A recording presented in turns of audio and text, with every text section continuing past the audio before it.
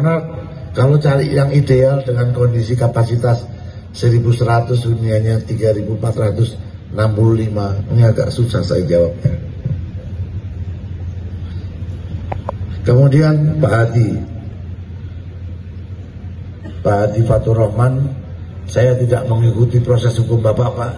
Paling tidak apabila sudah menjadi takdir yang harus kita jalani, Pak, dijalani saja. Artinya bahwa kalau Bapak memang menghendaki pemindahan di lapas, nanti Bapak laporkan kepada Pak Karutan, karena menurut saya ini yang harusnya sudah warga binaan pun masih banyak ada di sini. Karena namanya rutan harusnya tempatnya tahanan, bukan tempatnya warga binaan. Jadi kalau Bapak minta ditempatkan di lapas, menurut saya itu logis. Jadi mohon kepada Pak Karutan, ini karena data-data yang tadi saya baca, bahwa di rutan ini yang warga binaan itu jauh lebih besar daripada tahanan. Jadi kalau memang dikomunikasikan nanti dengan Pak Dirjen dengan program pembangunan ketahanan pangan di modulnya nanti di Nusa Kambangan, mana tahu mereka berminat bisa diikutkan.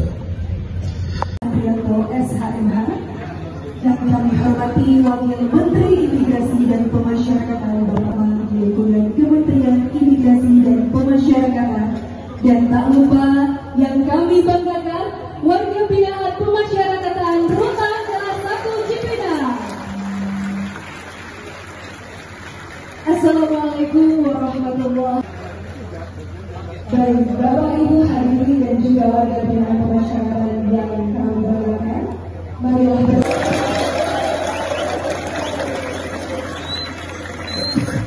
Bismillahirrahmanirrahim. Assalamualaikum warahmatullahi wabarakatuh.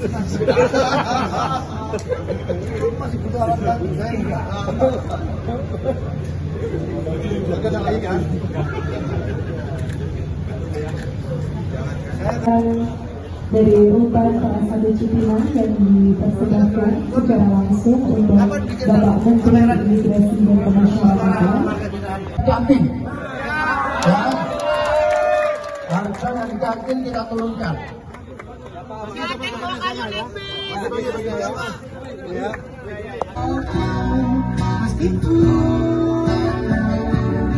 Tak bisa.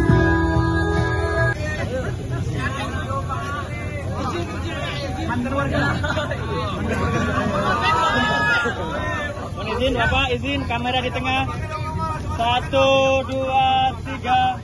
Izin lagi 1, 2. Yang kami hormati Wakil Menteri Karim, yang kami hormati Sekretaris Jenderal Kementerian Imigrasi dan Pemasyarakatan Bapak Asep. Karena kalau cari yang ideal dengan kondisi kapasitas 1.100 huniannya 3.465, ini agak susah saya jawabnya.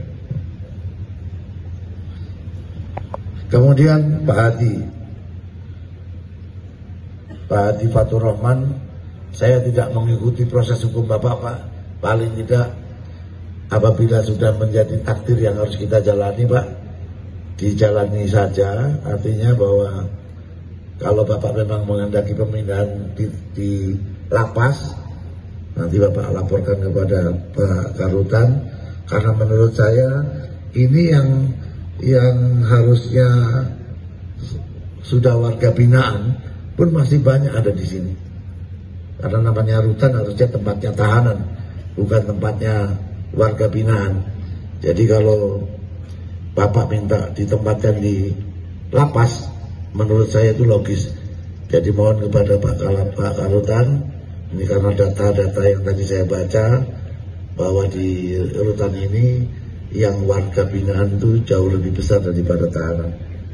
Jadi kalau memang dikomunikasikan nanti dengan Pak Dirjen dengan program pembangunan ketahanan pangan di modulnya nanti di Nusa Kambangan, mana tahu mereka berminat bisa diikutkan. Saya minta supaya Kalapas ini melalui Karutan melalui kasih pemindahan untuk mencari B1 ya. Kemudian Ini masalah kapasitas kamar yang ideal itu kayaknya susah mencari hal yang ideal.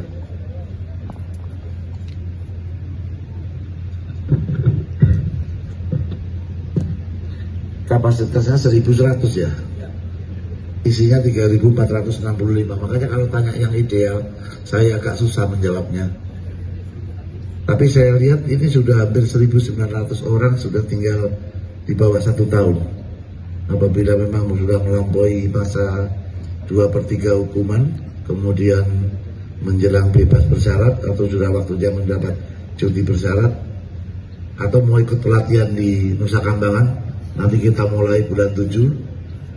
Kalau mau ikut pelatihan Pak, jadi di Nusa Kambangan nanti akan kita buat modul latihan kerja kepada warga binaan, supaya warga binaan ini setelah keluar paling tidak punya modal, punya bekal, paling tidak pengalaman bekerja, syukur-syukur bisa mendapatkan penghasilan dari pekerjaan yang mereka kerjakan. Hal ini pun sejalan dengan apa yang menjadi cita-cita Bapak Presiden. Gak boleh ada rakyat yang susah. Kalau bisa rakyat itu tersenyum. Dan bapak-bapak juga rakyatnya.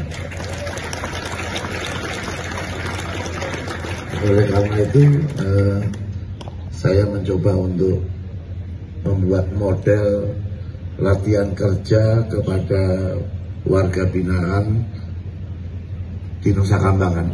Ada beberapa, ada peternakan ayam, ayam petelur, ayam kampung, itik, perikanan, pertanian, kemudian balai latihan kerja untuk mereka yang memiliki keinginan untuk belajar konveksi, menjahit.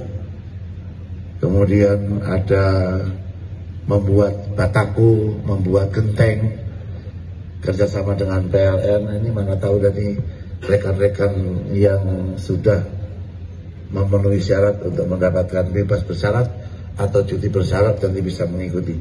Karena ada 1.900 lebih yang tinggal sisa di bawah 1 tahun dalam menjalani hukuman di rutan ini. Masalah amnesti, ya amnesti tentunya ada kriteria-kriteria yang bisa diberikan, karena nggak semua, nggak mungkin tidak pidana korupsi diberikan amnesti, nanti marah masyarakat. Tidak pidana narkoba atau bandar narkoba diberikan amnesti, kan marah nanti masyarakat. Yang pecandu dan penyalahguna itu wajib direhab, itu yang mendapatkan amnesti. Kemudian yang ibu hamil, jadi orang ditangkap, kemudian pada saat ditaruh di tahanan atau pada saat dia menjalani hukuman karena sebelumnya tidak ditahan, kemudian masuk ke rutan atau lapas, kemudian ternyata dia hamil, yang hamil itu yang diberikan amnesti. Kemudian yang merawat anak di bawah usia 3 tahun, wajar kan kalau itu mendapatkan amnesti, karena dia tidak terlibat kasus pembunuhan dan lain sebagainya.